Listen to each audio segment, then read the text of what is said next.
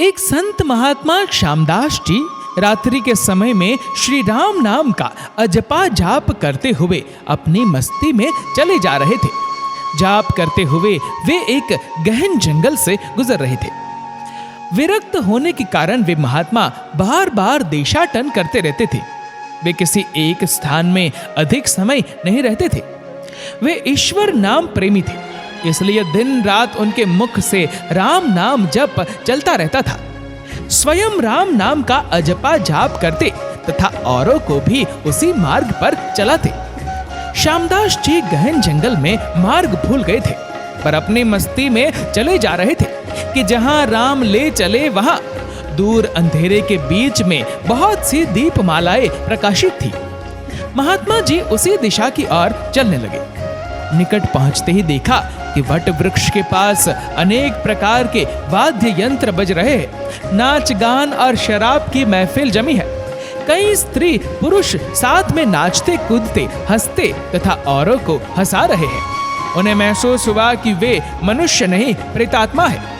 श्यामदास जी को देखकर एक प्रेत ने उनका हाथ पकड़कर कहा, ओ मनुष्य, हमारे राजा तुझे बुलाते हैं, चल। वे मस्त भाव से राजा के पास गए जो सिंहासन पर बैठा था। वहां राजा के इर्द गिर्द कुछ प्रेत खड़े थे। प्रेतराज ने कहा, तुम इस ओर क्यों आए? हमारी मंडली आज मदमस्त हुई है। इस बात का तुमने विचार नहीं किया? तुम्हें मौत का डर नहीं है? अट्टहास करते हुए महात्मा श्यामदास जी बोले, मौत का डर? और मुझे? राजन, जिसे जीने का मोह हो उसे मौत का डर होता है। हम साधु लोग तो मौत को आनंद का विषय मानते हैं। ये तो देह परिवर्तन है जो प्रारब्ध कर्म के बिना किसी से हो नहीं सकता। प्रेतराज ने कहा, तुम जानते हो हम कौन है? महात्मा जी ने कहा, मैं अनुमान करता हूँ कि आप प्रेतात्मा हो। प्रेतराज ने कहा, तुम जानते हो लोग समाज हमारे नाम से कांपता है। महात्मा जी ने कहा, प्रेतराज, मुझे मनुष्य में गिनने की गलती मत करना।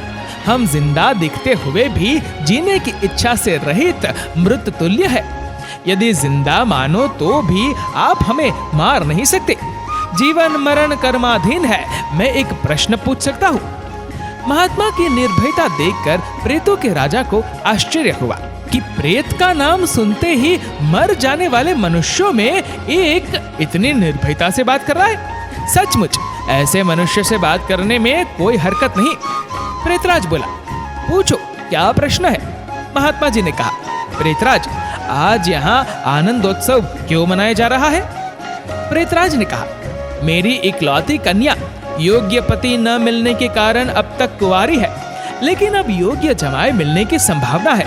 कल उसकी शादी है, इसलिए ये उत्सव मनाया जा रहा है। महात्मा हंसते हुए बोले, तुम्हारा जमाई कहाँ है? मैं उसे देखना चाहता हूँ। प्रेतराज ने कहा, जीने की इच्छा के मोह के त्याग करने वाले महात्मा, अभी तो वह हमारे पद प्रेत योनि को प्राप्त नहीं हुआ है। वह इस जंगल के किनारे एक गांव के श्रीमंत धनवान का पुत्र है। महादुराचारी होने के कारण वह इस वक्त भयानक रोग से पीड़ित है। कल संध्या के पहले उसकी मौत होगी, फिर उसकी शादी मेरी कन्या से होगी। इसलिए रात भर गीत नृत्य और मद्यपान करके हम आनंदोत्सव मनाएंगे। श्यामदास जी वहां से विदा होकर श्री राम नाम का अजपा जाप करते हुए जंगल के किनारे के गांव में पहुंचे। उस समय सुबह हो चुकी थी। एक ग्रामीण से महात्मा ने पूछा, इस गांव में कोई श्रीमान का बेटा बीमार है? ग्रामीण ने कहा, हाँ महाराज, नवलशा सेठ का बेटा सांकल चंद 1 वर्ष से रोगग्रस्त है। बहुत उपचार किए पर उसका रोग ठीक नहीं होता। महात्मा नवलशा सेठ के घर पहुंचे। सांकल चंद की हालत गंभीर थी। अंतिम घड़ियां भी थी, फिर भी महात्मा को देखकर माता पिता को आशा की किरण दिखी। उन्होंने महात्मा का स्वागत किया। सेठ पुत्र के पलंग के निकट आकर महात्मा राम नाम की माला जपने लगे। दोपहर होते होते लोगों का आना जाना बढ़ने लगा। महात्मा ने कहा, क्यों सांकल चंद, अब तो ठीक हो? सांकल चंद ने आंखें खोलते ही अपने सामने एक प्रतापी संत को देखा तो रो पड़ा। बोला, बाप जी, आप मेरा अंत सुधारने के लिए पधारे हो। मैंने बहुत पाप किए हैं, भगवान के दरबार में क्या मुंह दिखाऊंगा? फिर भी आप जैसे संत के दर्शन हुए हैं, ये मेरे लिए शुभ संकेत है। इतना बोलते ही उसकी सांस फूलने लगी, वह खांसने लगा। बेटा निराश न हो, भगवान राम पतित पावन है, तेरी ये अंतिम घड़ी है, अब काल से डरने का कोई कारण नहीं। खूब शांति से चित्तवृत्ति के तमाम वेग को रोककर श्री राम नाम के जप में मन को लगा दे। अजपा जाप में लग जा। शास्त्र कहते हैं, चरितम रघुनाथस्य शतकोटिम प्रविस्तरम एककेम अक्षरम पुण्या महापातक नाशनम। अर्थात 100 करोड़ शब्दों में भगवान राम के गुण गाए गए हैं। उसका एक एक अक्षर ब्रह्म हत्या आदि महापापों का नाश करने में समर्थ है। दिन ढलते ही सांकल चंद की बीमारी बढ़ने लगी। वैद्य हकीम बुलाए गए, हीरा भस्म आदि कीमती औषधियां दी गई, किंतु अंतिम समय आ गया। ये जानकर महात्मा जी ने थोड़ा नीचे झुककर उसके कान में राम नाम लेने की याद दिलाई। राम बोलते ही उसके प्राण पखेरु उड़ गए। लोगों ने रोना शुरू कर दिया। श्मशान यात्रा की तैयारियां होने लगी। मौका पाकर महात्मा जी वहां से चल दिए। नदी तट पर आकर स्नान करके नाम स्मरण करते हुए वहां से रवाना हुए। शाम ढल चुकी थी। फिर वे मध्यरात्रि के समय जंगल में उसी वट वृक्ष के पास पहुंचे। प्रेत समाज उपस्थित था। प्रेतराज सिंहासन पर हताश होकर बैठे थे। आज गीत नृत्य हास्य कुछ न था। चारों ओर करुण आक्रंद हो रहा था। सब प्रेत रो रहे थे। महात्मा ने पूछा, प्रेतराज कल तो यहाँ आनंदोत्सव था, आज शोक समुद्र लहरा रहा है, क्या कुछ अहित हुआ है?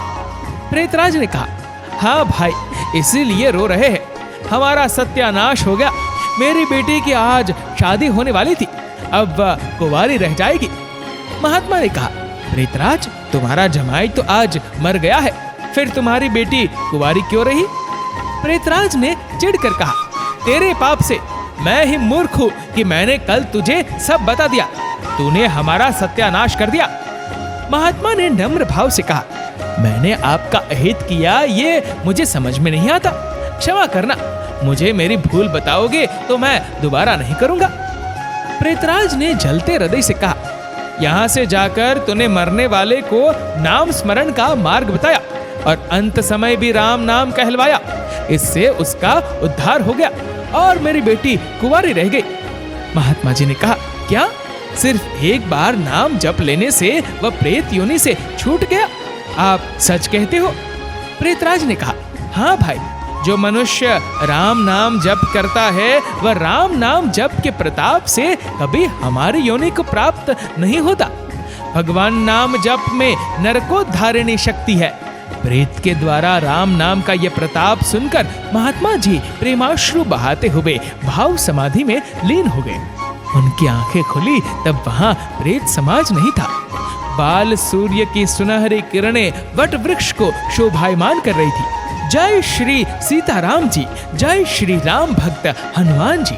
दोस्तों, इस वीडियो को लेकर आपकी क्या राय है नीचे कमेंट करके जरूर बताएगा। और अगर आपको वीडियो अच्छा लगा हो तो इस वीडियो को लाइक करेगा, शेयर करेगा ज्यादा से ज्यादा लोगों तक। और ऐसे ही और भी स्पिरिचुअल वीडियोस के लिए सब्सक्राइब करें हमारे यूट्यूब चैनल को और फेसबुक पर फॉलो करें हमारे पेज को।